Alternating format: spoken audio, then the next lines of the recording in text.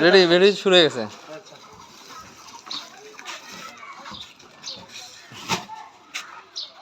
আসসালামু আলাইকুম। আমরা নিচু কলোনি 8 নম্বর ওয়ার্ড, সৈয়দপুর নীলফামারী।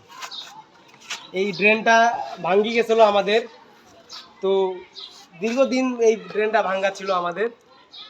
তা আমরা এই ড্রেনটা নির্মাণের কাজ শুরু করছি, এখন পর্যন্ত শেষ করি নাই। এলাকাবাসীর যাতায়াতের সমস্যা হয়, আমাদের এই ড্রেনটা খুব সমস্যা, পানি যাওয়ার কোনো রাস্তা নাই। তারপরে আমরা আস্তে আস্তে করে এই ড্রেনটার পুরো কাজ শেষ করব। আপনারা আমাদের জন্য দোয়া করবেন, ইনশাল্লাহ সবাই আমাদের পাশে থাকবেন। আর ওইখানে স্ল্যাব বানাইছি, এই ড্রেনের উপরে দিব, আপনারা দেখতে পারবেন।